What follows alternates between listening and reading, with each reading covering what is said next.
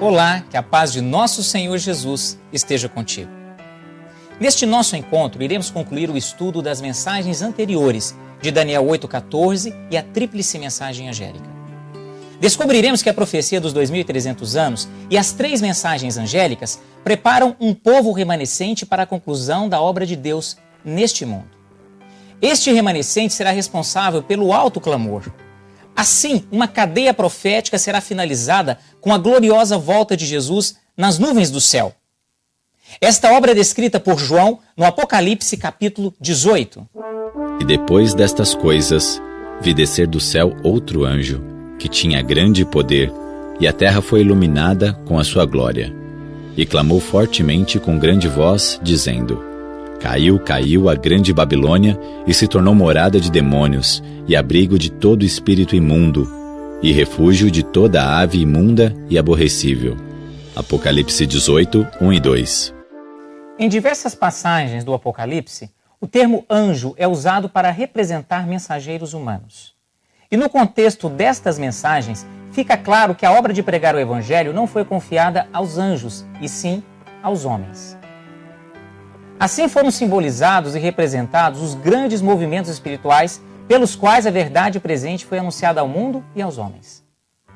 O mesmo acontece com esse outro anjo de Apocalipse 18.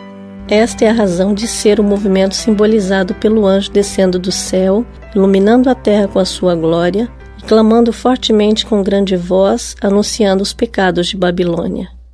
Deus escolheu 5 agentes para a conclusão de sua obra na terra. Enquanto Jesus conclui o juízo investigativo no santuário celestial, seu povo deve concluir o trabalho na terra. Os 5 agentes são: o primeiro anjo, Apocalipse 14, versos 6 a 7. O segundo anjo, Apocalipse 14, verso 8. O terceiro anjo, Apocalipse 14, versos 9 a 13. O outro anjo, Apocalipse 18, versos 1 a 5. O Pentecostes universal, o derramamento do Espírito Santo através da chuva serôdia. Desses 5 agentes, já estudamos 3. Falta-nos falar sobre os 2 últimos: o outro anjo e o derramamento do Espírito Santo por ocasião da chuva serôdia. A obra destes 2 agentes levará a tríplice mensagem angélica a um alto clamor. Há necessidade de outro anjo levar avante a tríplice mensagem angélica? O que ocorreu com os líderes responsáveis pela proclamação das 3 mensagens? O Senhor tem sido insultado.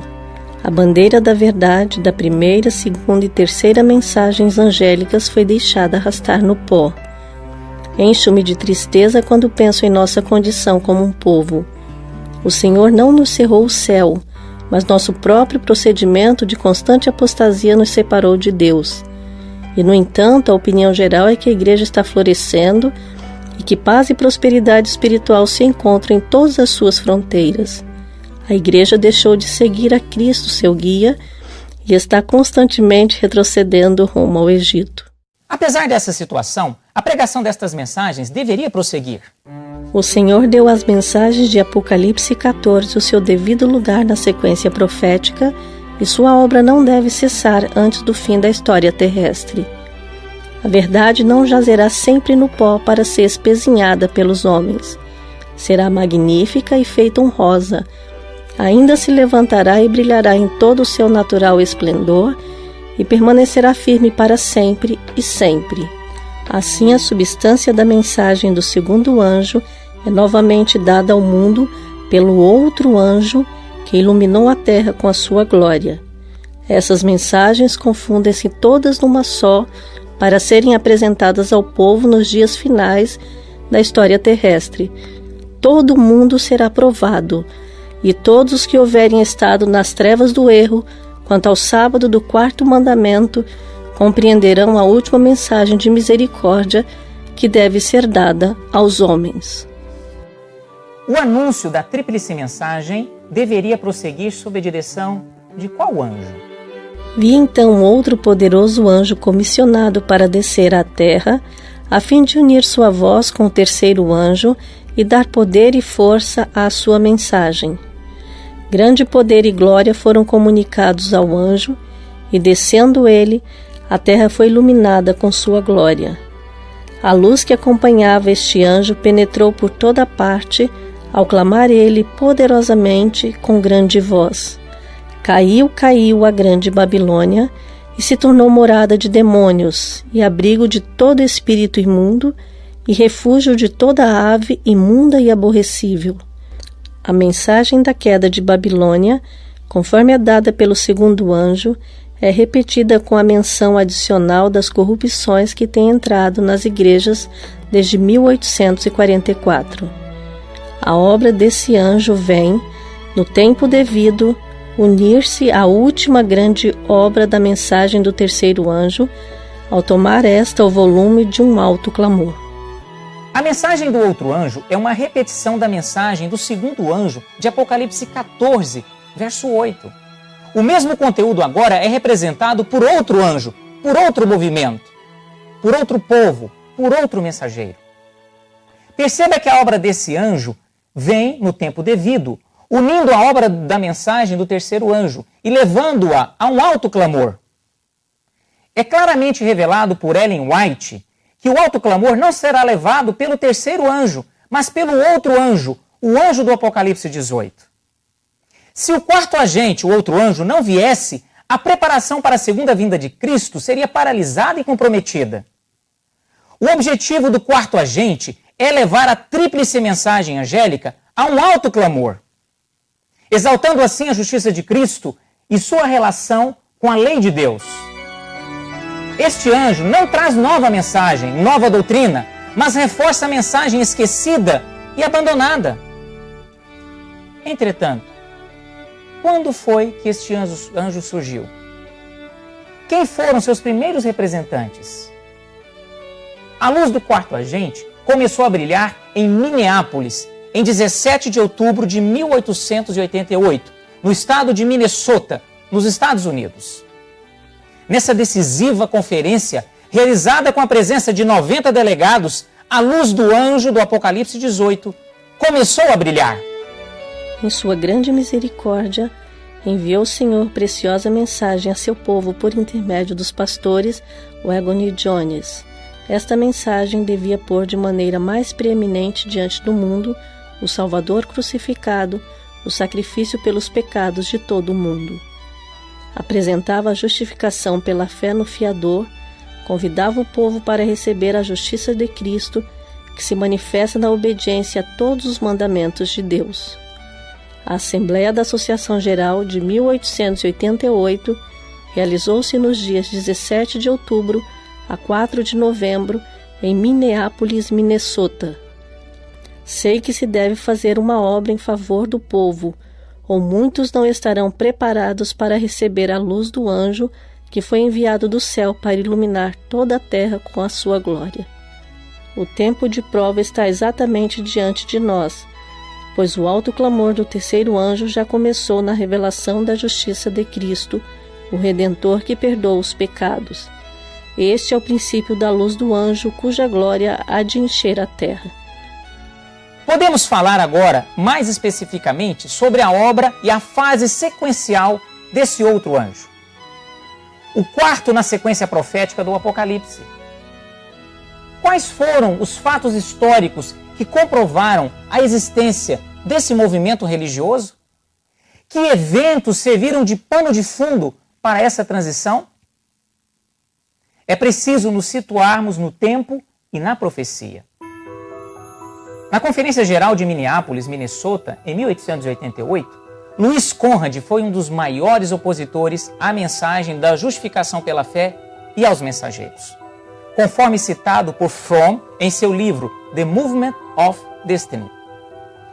Devido ao fato de Ellen White proporcionar amplo apoio à mensagem aos mensageiros, Conrad passou a odiá-la e rejeitar o espírito de profecia. Em 1914, como presidente da divisão europeia, o mesmo Louis Conrad foi um dos mais destacados líderes que levou a igreja à apostasia. Com a participação dos membros da Igreja Adventista na Primeira Guerra Mundial, foi desencadeada a separação, surgindo assim o profetizado movimento de reforma. Pela rejeição da mensagem do terceiro anjo, a igreja entrou em um declínio irreversível.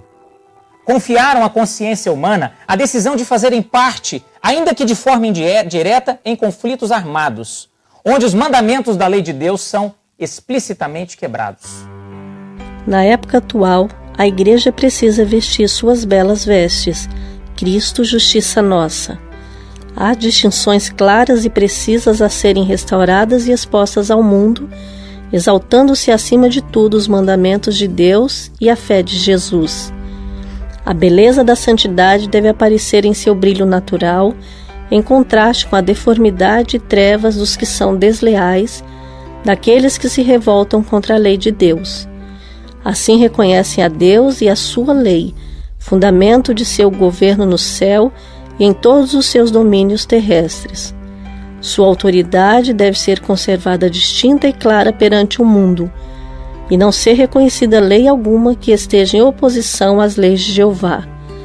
Se em desafio às disposições divinas for permitido ao mundo influenciar nossas decisões ou ações, o propósito de Deus será frustrado. Se a igreja vacilar, por mais sedutor que seja o pretexto apresentado para tal, contra ela haverá, registrado nos livros do céu, uma quebra da mais sagrada confiança, uma traição ao reino de Cristo. A igreja tem que manter seus princípios perante todo o universo celeste e os reinos deste mundo de maneira firme e decidida. Assim surgiu o movimento que tem como missão proclamar a tríplice mensagem angélica e levá-la a um alto clamor, anunciando a justiça de Cristo e a queda de Babilônia mística. Esse movimento é conhecido mundialmente como Igreja Adventista do Sétimo Dia, Movimento de Reforma. E depois destas coisas, vi descer do céu outro anjo que tinha grande poder, e a terra foi iluminada com a sua glória.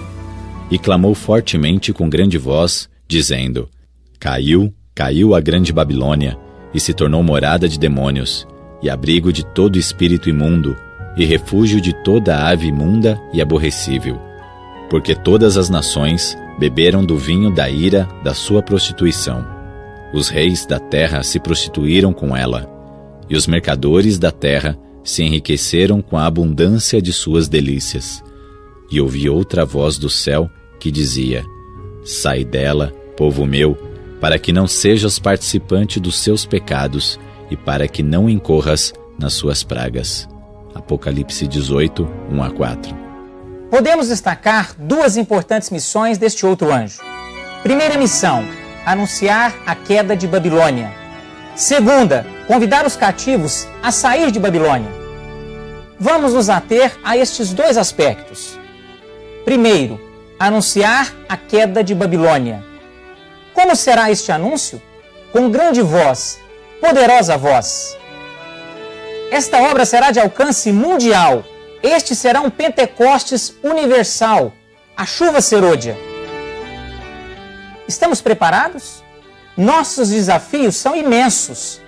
Embora a mensagem do movimento de reforma esteja presente em mais de 130 países, atualmente somos menos de 50 mil membros ao redor do globo.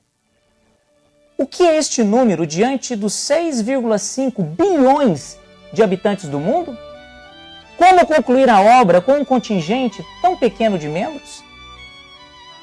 A igreja primitiva, em seu início, era formada por um número inferior ao nosso, mas possuía tudo o que precisava. A igreja primitiva não contava com a tecnologia ou mecanismos modernos de comunicação, mas abalou o mundo com a sua mensagem. A chuva temporã no ano 31 d.C. foi uma demonstração que Deus não depende do homem para concluir sua obra na terra. O Espírito Santo escolhe não pessoas capacitadas, mas ele capacita os escolhidos. A terra só será iluminada com a glória da justiça de Cristo quando o Espírito Santo for derramado em forma de chuva serôdia. Assim, a mensagem do outro anjo, iniciada em 1888, continuada pelo movimento de reforma, chegará a um alto clamor. Este será o Pentecostes universal. Esta obra será semelhante à do dia de Pentecostes.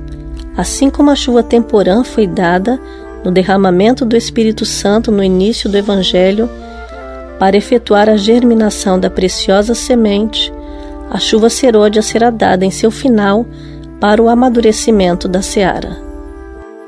A chuva temporã foi um evento em seguida à ascensão de Cristo, marcando o início de seu ministério no santuário celestial de duas fases, no lugar santo e no lugar santíssimo. Assim, após a chuva serôdia, teremos o término da obra de Cristo no santuário celestial e o fechamento da porta da graça. Por esse motivo, a mensagem precisa alcançar um alto clamor. Este é o primeiro aspecto da obra deste outro anjo. O próximo aspecto será convidar os cativos que saiam de Babilônia. Esta é a segunda missão do outro anjo. O alto clamor será ouvido por todos os fiéis para que saiam de Babilônia. Por que este convite deve ser feito? Porque a maior parte dos fiéis ainda está em Babilônia. Este será o último convite da parte de Deus para a salvação dos homens. No capítulo 18 do Apocalipse, o povo de Deus é convidado a sair de Babilônia. De acordo com esta passagem, muitos do povo de Deus ainda devem estar em Babilônia. E em que corporações religiosas se encontrará hoje a maior parte dos seguidores de Cristo? Sem dúvida, nas várias igrejas que professam a fé protestante. Sabendo que a maior parte dos fiéis está em Babilônia, não deveríamos nos angustiar por isso? Segundo o apóstolo João, esses fiéis ainda estão em Babilônia, uma morada de demônios, abrigo de todo espírito imundo e refúgio de toda ave imunda e aborrecível. Precisamos convidá-los a saírem da Babilônia mística. A Babilônia mística aprisionou grande parte do povo de Deus, mas ela já caiu. Precisamos dizer isso ao mundo: sai dela, povo meu! Deus tem pedras preciosas em todas as igrejas e não devemos fazer denúncias impetuosas do professo mundo religioso. O Senhor tem seus representantes em todas as igrejas. As especiais verdades decisivas para estes últimos dias não foram apresentadas a essas pessoas de tal modo que trouxesse convicção ao coração e à mente. Por isso, ao rejeitar a luz, elas não romperam sua ligação com Deus. Entre eles, os católicos, existem muitos que são conscienciosíssimos cristãos, que andam em toda a luz que sobre eles brilha, e Deus operará em seu favor. O Espírito Santo, o quinto agente, terá papel decisivo na conclusão do plano da redenção, pois é ele quem prepara o povo de Deus. É o Espírito Santo que capacita o povo de Deus a levar a mensagem. É ele quem dá poder aos representantes do outro anjo a dar o alto clamor para a conclusão da obra. O que nos falta para que a terra seja iluminada com a glória da justiça de Cristo? O que nos falta para levar a mensagem a um alto clamor? Precisamos ler Oséias capítulo 6, verso 3. Conheçamos e prossigamos em conhecer ao Senhor. Como a alva, a sua vinda é certa, e ele descerá sobre nós como chuva serôdia que rega a terra. Oséias 6, 3. Esse verso nos deixa claro que a chuva serôdia e o alto clamor só ocorrerão quando conhecemos a Cristo, pessoalmente. O grande derramamento do Espírito de Deus, o qual ilumina a terra toda com sua glória, não há de ter lugar enquanto não tivermos um povo esclarecido que conheça por experiência o que seja ser cooperador de Deus. Quando tivermos uma consagração completa, de todo o coração ao serviço de Cristo, Deus reconhecerá esse fato mediante um derramamento sem medida de seu Espírito. Alguém bom em teoria, sem Cristo, será péssimo na prática da verdade. O conhecimento pleno de Cristo nos levará a receber o Espírito Santo em plenitude. E qual será o resultado da ação do quinto agente? O que representará o derramamento do Espírito Santo através da chuva serôdia? Já dissemos, o Pentecostes universal.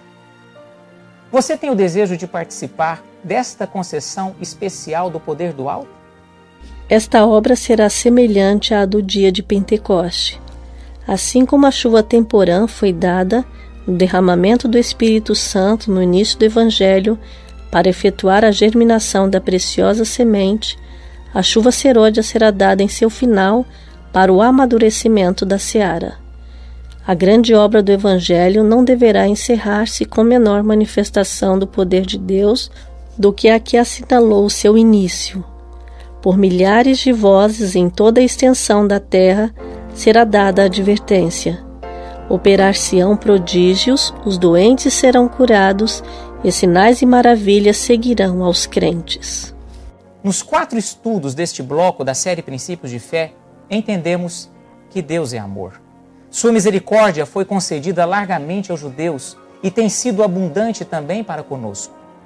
Deus está chamando pessoas, está chamando você e eu para fazermos parte do povo que, revestidos da justiça de Cristo, executa a obra do anjo do Apocalipse 18. Assim receberemos o Espírito Santo em plenitude, proclamando a mensagem em alto clamor, convidando os fiéis a saírem de Babilônia e serem alcançados pelo amor de Deus. Não deseja você fazer parte desse povo representado pelo outro anjo e se preparar para receber o Espírito Santo em plenitude? Desejo fazer a você um convite. Dobremos os nossos joelhos e nossa alma diante de Deus e vamos fazer uma oração. Querido Pai Celestial, queremos agradecer pelo imenso sacrifício que Jesus fez na cruz do Calvário. Agradecemos porque o Senhor nos deu importantes verdades. Queremos pedir nesse momento o Teu Espírito Santo em plenitude. Capacita-nos para representar este movimento simbolizado pelo outro anjo. Pedimos que abençoe todo o espectador desta série. Grave essas verdades em nosso coração. Perdoe os nossos pecados. Em nome de Jesus. Amém. Chuvas de bênçãos teremos, é a promessa de Deus. Tempos benditos veremos, chuvas de bênçãos dos céus. Chuvas de bênçãos, chuvas de bênçãos dos céus. Todas somente nós temos.